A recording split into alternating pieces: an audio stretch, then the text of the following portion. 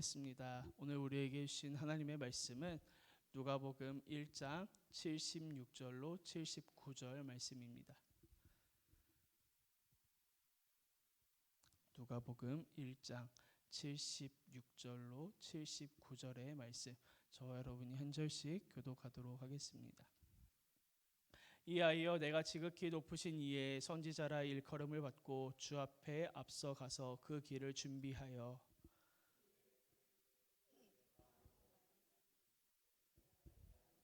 이는 우리 하나님의 긍휼로 인함이라. 이로써 돋는 해가 위로부터 우리에게 임하여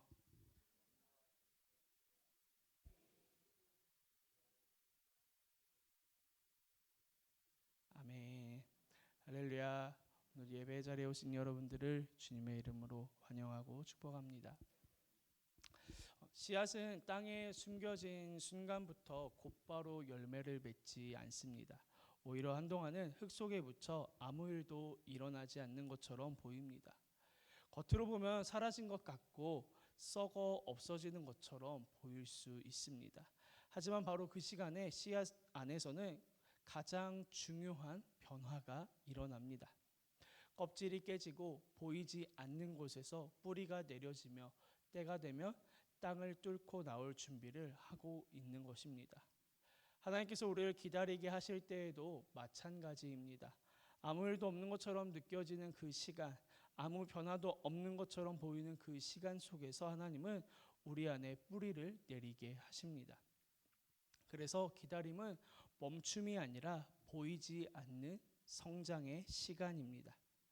성경에 나오는 믿음의 사람들을 떠올려 보면 하나님을 믿으면 기다리는 시간은 좀 줄어들지 않을까라는 생각을 자연스럽게 하게 됩니다. 하지만 성경은 그렇게 간단하지 않다고 이야기합니다. 오히려 믿음의 길 한가운데에 기다림이라는 시간이 놓여 있음을 보여줍니다. 그리고 오늘 본문은 그 기다림이 어떻게 하나님의 길을 준비하는 시간이 되는지를 우리에게 들려주고 있습니다. 구원은 언제나 기다림의 시간 속에서 드러납니다. 성경을 읽다 보면 하나님께서 이루시는 모든 구원에 반드시 기다림이라는 과정이 함께 따라옵니다. 아브라함이 기다렸고 모세가 기다렸고 다윗도 기다렸습니다. 그리고 이스라엘은 메시아를 기다렸고 초대교회는 다시 오실 주님을 기다렸습니다.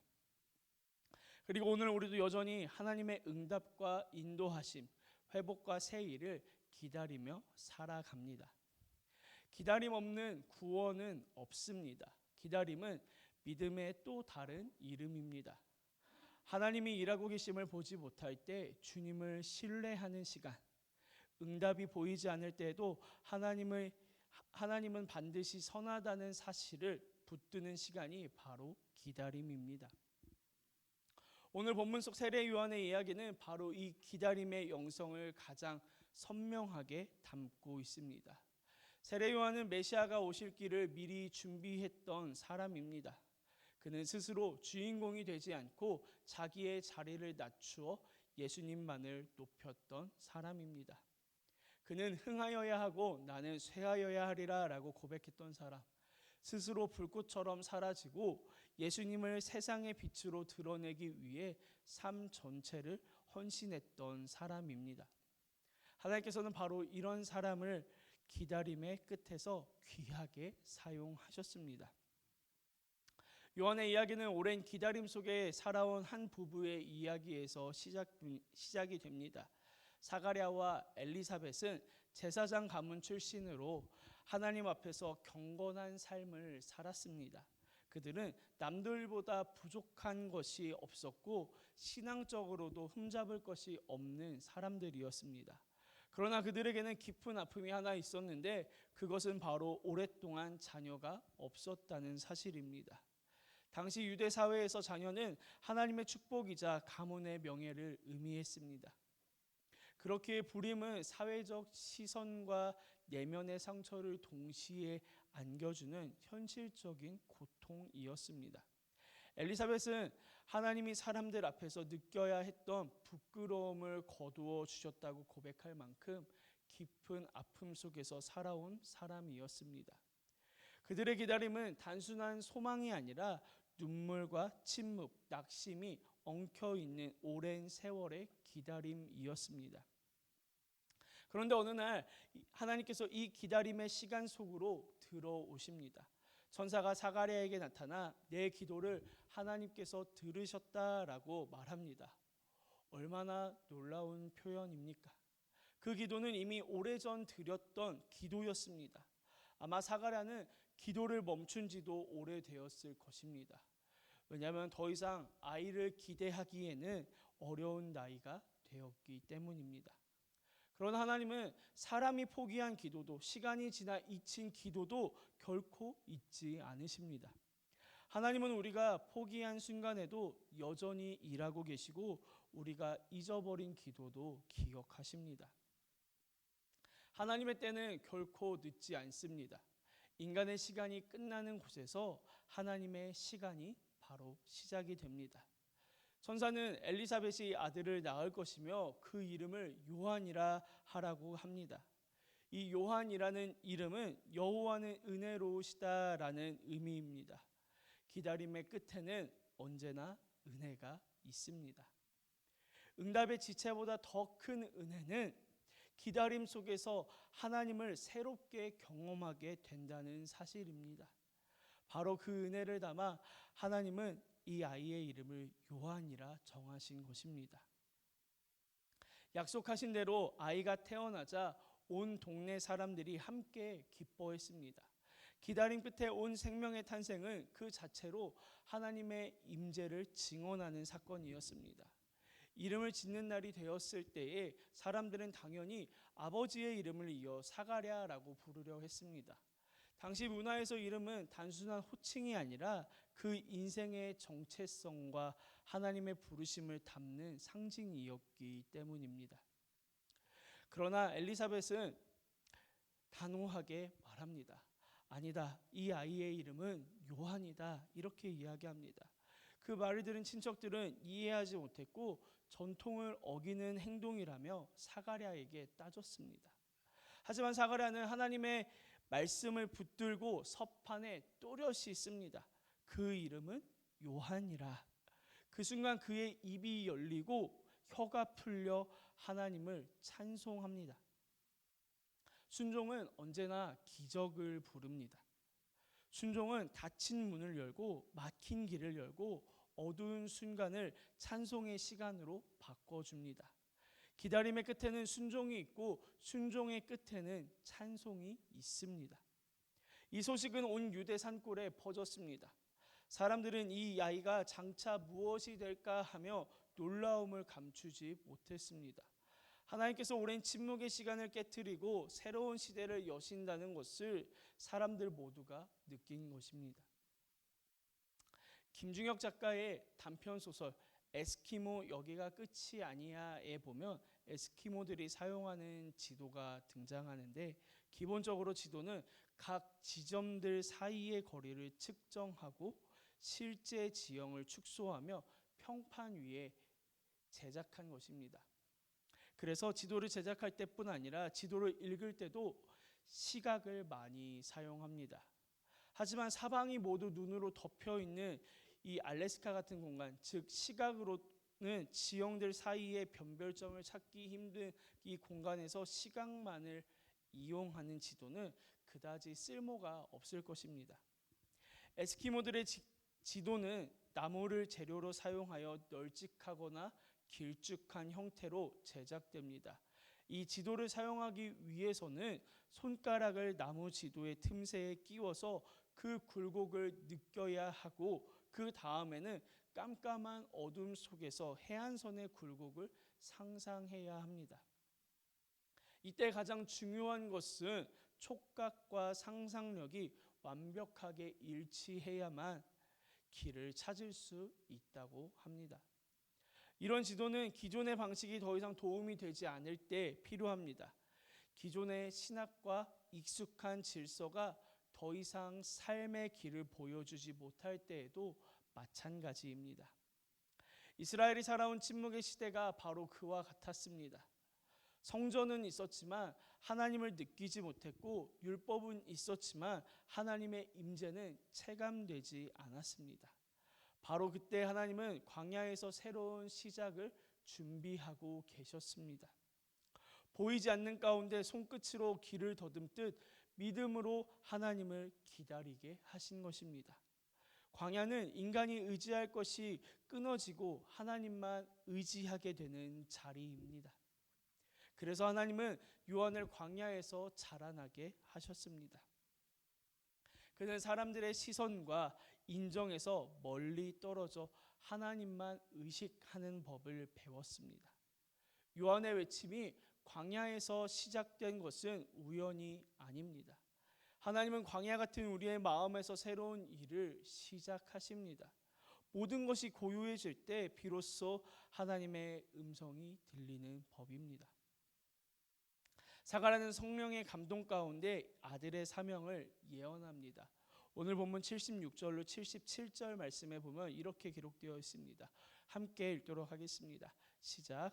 이 아이여, 내가 지극히 높으신 이의 선지자라 일컬음을 받고 주 앞에 앞서가서 그 길을 준비하여 주의 백성에게 그 죄사함으로 말미암는 구원을 알게 하리니. 아멘. 여기서 주 앞에 앞서가서 그 길을 준비한다라는 말은 마치 도로공사처럼 길의 돌을 골라내고 울퉁불퉁한 부분을 평탄하게 만드는 일을 떠올리게 합니다. 메시아가 오기 전에 사람들의 마음을 준비시키고 굳어진 양심을 깨우고 죄를 죄라고 인정하게 만드는 영적인 개척자의 사명을 말하고 있는 것입니다. 또 사가랴는 이렇게 노래합니다. 이는 우리 하나님의 긍휼로 인함이라. 이로써 돋는 해가 위로부터 우리에게 임하여 어둠과 죽음의 그늘에 앉은 자에게 비치고 우리의 발을 평강의 길로 인도하시리로다. 아멘. 오랜 침묵과 죄의 어둠 속에 앉아있던 이스라엘에게, 그리고 영적으로 길을 잃고 방황하는 우리에게 예수님은 동쪽 하늘에서 떠오르는 아침 햇살처럼 찾아오십니다. 서서히 그러나 분명하게 어둠을 밀어내고 길을 드러내고 얼어붙은 마음을 녹이시는 분이십니다. 특히 어둠과 죽음의 그늘에 앉은 자라는 표현은 단지 죽음의 직전의 사람들만 말하는 것이 아니라 소망 없이 살아가는 모든 영혼을 가리킵니다. 실패와 상실, 죄책감과 수치심 때문에 한 걸음도 내딛지 못하고 주저앉아 있는 이들에게 예수님은 일어나라, 함께 가자라고 손을 내미는 빛이십니다. 그리고 그분이 우리를 인도하시는 길은 평강의 길입니다. 문제 하나 없는 길이 아니라 폭풍 속에서도 주님이 함께 하심으로 마음에 평강이 세워지는 그 길입니다. 어떠한 목사님이 강한 눈보라가 치던 밤에 앞이 전혀 보이지 않아 운전을 포기하려던 순간 갑자기 한 제설차가 도로를 뚫고 나가는 것이 보였다고 합니다. 그래서 그 목사님은 그 제설차를 일정한 거리를 두고 따라가 안전하게 목적지에 도착했다고 합니다. 그리고 그렇게 도착한 목사님은 이렇게 고백했습니다. 우리는 모두 앞이 보이지 않는 길을 걷고 있습니다. 그리고 요한이 앞서가 길을 열어주었고 그 길을 완성해 주셨습니다. 이렇게 고백했다 합니다. 요한은 앞서 길을 닦는 사람이었고 예수님은 그 길을 생명의 길로 만드신 분이십니다. 요한이 외친 메시지는 분명했습니다. 회개하라. 회개는 단순히 죄책감을 느끼는 감정이 아니라 삶의 방향을 바꾸는 행동입니다.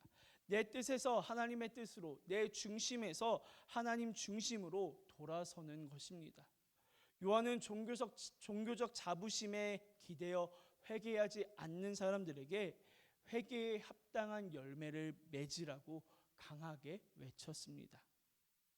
회개하지 않는 마음이 곧 교만입니다.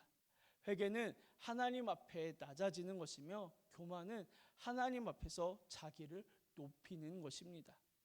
교만한 마음은 길을 막지만 낮아진 마음은 길을 엽니다. 그래서 기다림의 첫 번째 자세는 바로 회개입니다. 회개는 하나님이 오실 길을 평탄하게 합니다. 또한 주님의 길을 예비하려면 거룩한 삶이 필요합니다. 우리는 종종 입술로는 주님을 기다린다고 말하지만 삶에서는 세상의 가치와 욕망을 따라갈 때가 많이 있습니다. 거룩함은 완벽함이 아니라 하나님을 향한 방향성입니다. 하나님을 의식하며 살려는 마음, 죄와 타협하지 않으려는 발걸음, 말씀을 가까이 하려는 결단이 거룩함입니다. 내가 거룩하니 너희도 거룩할지어다라는 하나님의 말씀은 기다리는 자에게 주어진 부르심입니다. 요한의 삶을 다시 보면 그는 제사장 가문의 출신으로 성전에서 자라며 안정된 종교 지도자의 길을 걸을 수도 있었습니다. 그러나 하나님은 그를 성전이 아닌 광야로 보내셨습니다. 타락한 성전 제도와 멀리 떨어진 곳에서 요한은 하나님만 바라보는 훈련을 받았습니다. 그의 사명은 광야에서 빚어졌고 기다림 속에서 갈고 닦여졌습니다. 요한의 출생 과정과 그의 삶 전체는 하나님께서 이스라엘을 향해 준비하신 구원의 축소판입니다. 불임의 기다림은 기쁨의 탄생으로 바뀌었고 침묵은 찬송으로 바뀌었으며 광야의 외침은 민족의 회개를 불러일으켰습니다. 하나님은 기다림의 끝에서 언제나 새 일을 시작하십니다. 대강절은 기다림의 계절입니다. 그러나 이 기다림은 수동적인 기다림이 아니라 준비하는 기다림입니다. 세례 요한처럼 주님의 길을 예비하는 기다림입니다. 주님의 길을 예비하는 기다림은 거창한 일을 해야만 가능한 것이 아닙니다. 하루의 시작을 말씀으로 여는 작은 결단, 또 미루어 두었던 회개의 기도를 다시 시작하는 용기, 관계 속에서 먼저 낮아지고 먼저 용서하는 선택, 이런 작아 보이는 순종들이 바로 주님이 오실 길을 평탄하게 만드는 믿음의 행동입니다. 우리는 종종 큰 변화가 일어나야 신앙이 달라질 것이라 생각하지만 하나님은 오늘 우리의 일상 속 작은 선택을 통해 조용히 그러나 분명하게 길을 준비하십니다. 기다림의 시간은 아무것도 하지 않는 시간이 아니라 이 작은 순종들을 하나씩 쌓아가는 시간입니다. 회개로 마음을 닫고 거룩함으로 삶을 채우며 주님의 오심을 기대하는 기다림입니다. 하나님은 우리의 기다림 속에서 우리를 변화시키시고 새 일을 준비하시며 하나님의 때에 놀라운 은혜를 부어 주십니다. 하나님은 기다림 속에서 우리를 다듬으시고 우리의 기도를 기억하시며 때가 되면 반드시 응답하십니다. 이 세례 요한을 통해 새로운 시대를 시작하신 하나님은 오늘도 우리의 삶을 통해 누군가에게 길을 예비하시는 은혜를 이루십니다. 기다림 속에서 주님을 만나는 은혜가 우리 모두에게 풍성하기를 주님의 이름으로 간절히 소망합니다. 함께 기도하시겠습니다. 사랑의 하나님, 기다림의 시간 속에서도 우리를 떠나지 않으시고 조용히 일하고 계시는 주님을 신뢰하며 기도합니다.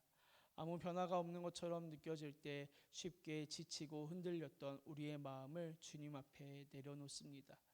눈에 보이지 않아도 우리 안에서 일하고 계신 하나님을 믿게 하여 주시옵소서. 씨앗이 땅 속에서 자라듯 기다림의 시간 속에서도 우리의 믿음이 깊은 뿌리를 내리게 하시고 세례 요한처럼 앞서 드러나기보다 주님의 길을 예비하는 삶을 살게 하여 주옵소서. 회개로 마음을 정리하게 하시고 거룩함으로 삶의 방향을 다시 세우게 하셔서 주님이 오실 길을 조용히 그러나 분명하게 준비하게 하옵소서. 광야 같은 시간을 지나고 있는 이들에게 주님의 빛으로 함께해 주시고 우리의 발걸음을 평강의 길로 인도하여 주옵소서. 대강절을 보내며 조급함이 아니라 믿음으로 주님을 기다리게 하시고 하나님의 때에 이루실 은혜를 신뢰하게 하여 주옵소서. 감사드리며 우리 주 예수 그리스도의 이름으로 기도합니다. 아멘.